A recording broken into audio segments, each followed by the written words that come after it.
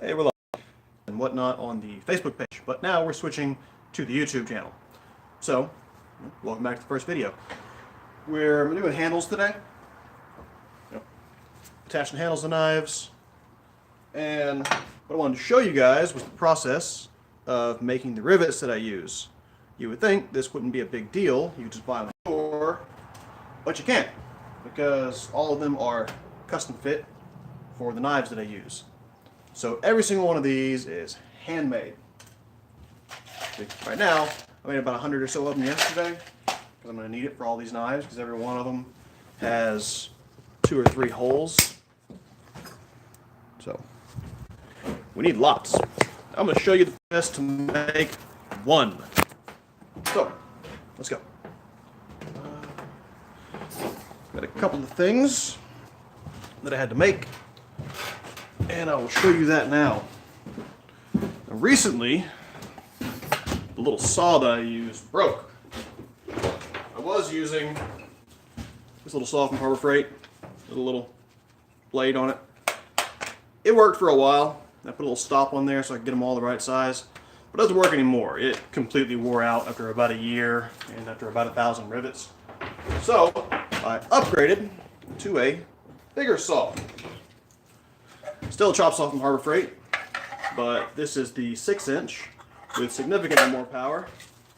Modded it a little bit, a little micarta shelf on there, so instead of a big gap, we have a little bitty gap that just barely fits the blade, like that. And on the shelf here, I extended it with just a piece of welding steel, tapped it from the back to hold it in place. And then down in there, I've got, you can't really see it. Ah, there we go. Down in there, I've got a little spacer that's just ever so slightly wider than the tubing. And I've got it set in the right spot where I can stop the tubing on there. I've got to make something a little nicer. I just put this together yesterday. So, yeah, actually I'm going to have a full height stopping block that I can adjust in and out for different lengths of tubing. But for this one, I have it set up for this size of knife and this size of handle material that I'm doing in this batch. So, start off with just copper tubing for, like you would use for a refrigerator. I don't really have a good way to straighten it besides by hand. So, that's how I do it. I'll get a straightener eventually, but they're pricey. So, I have not. Now, this, simply it goes in there, a little stop block that I have set up, stops it right in place, and then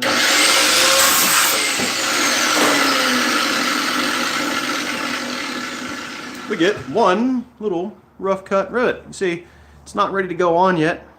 It looks a little bad.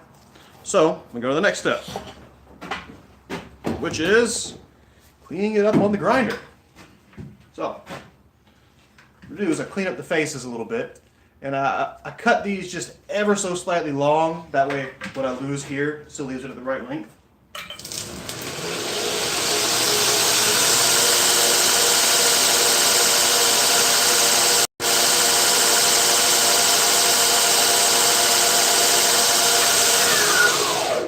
So once I hit the ends, it pretty much cleans all the dross off.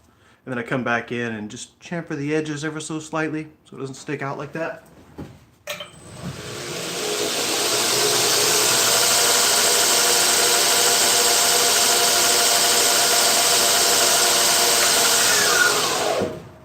That cleans that up. Let's see if it'll focus. Close enough. Then I come in and just clean up the inside edges.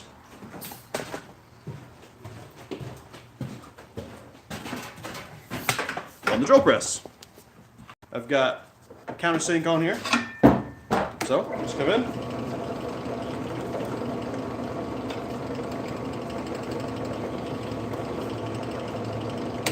Once you clean it up on the countersink, the insides are good and clean.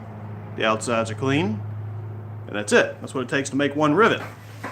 So, what do we do with it then?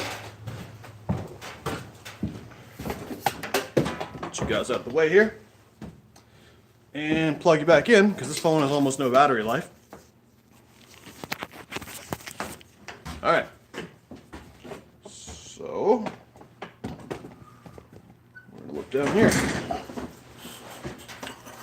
We'll just do this little knife for now. Get another one. So, I've already got all the handles cut to shape. So I just go through with my Carta. Well, backwards.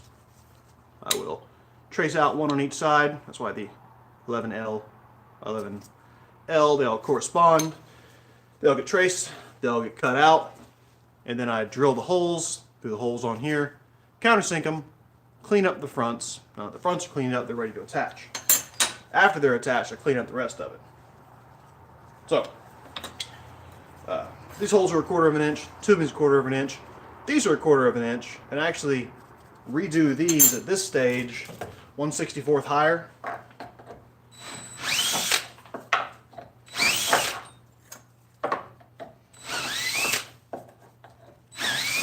The reason I do that is because no matter how much I try, how accurate I get, everything's still going to be really tight if all the holes are exactly the right size.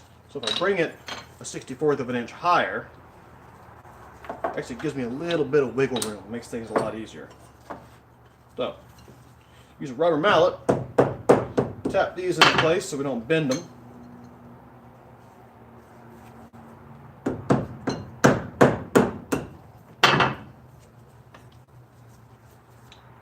And then just kind of test fit these to make sure they go on there okay. And at this point, I kind of want to make sure both sides line up and it's sticking out the same amount, because it's still tight in the knife and get just a little bit of wiggle room on the handles. So that's lined up. I'll take and use a bit of acetone to clean this off so that I don't have a bunch of gunk under there. A little bit of steel wool, clean off anything that's loose.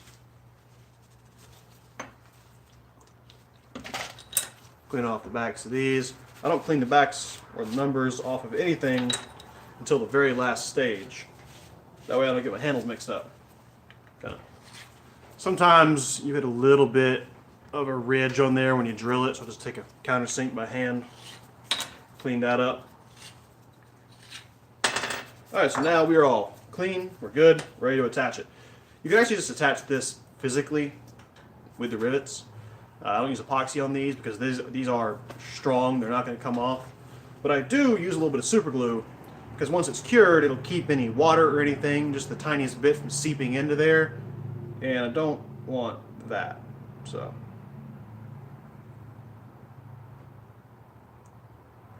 and before this, I've gotten all these knives good and straight, so they're not going to be bent and have any gaps. But no matter how straight you get it, you're going to have tiny little gaps from just physics. Alright, so just a little bit of super glue. That will squish out and conform to those couple of little gaps in there. Everything's still nice and lined up. We're going to come, we're going to attach that. And come over here to the rivet press. Got a rivet flare on each side. One on there, one up here. They line up and they flare out these rivets. So, there we go. Let's put just a little bit of pressure right now, because this is a 2-ton press. And this is a thin-walled copper rivet, so it doesn't take a lot of force. Also, I want to leave it a little bit loose when I put it on, so everything lines up. And then I'll turn it over, put a little more pressure, make sure everything's good and lined up, and then give it one more good strong pull. And there you go. Handle is attached. Now,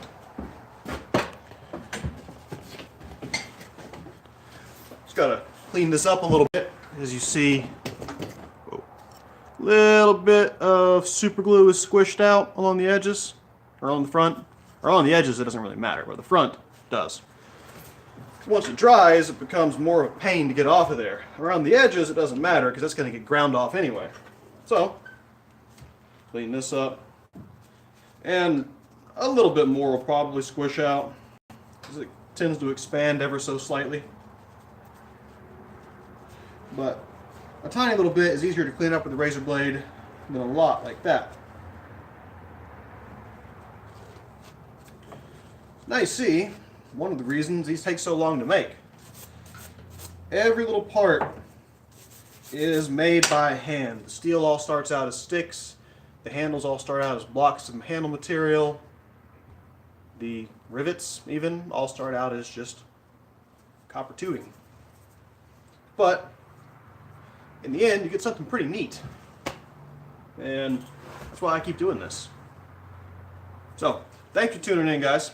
You're going to be seeing a lot more of these. I'm going to try to do a little something every day, just a little live stream video, and then I'm going to come back and do more long form videos like this. Like I'll redo this as a regular edited 5-minute long video. So if you have any ideas of what you'd like to see, leave a comment. If you want to see more, subscribe to the channel. Apparently now you have to also hit the notification bell to actually super subscribe or whatever it is. So do that too. Like the video. I'll get used to the YouTube stuff later. But anyway, thanks guys. Have a good day. I don't know how to stop this.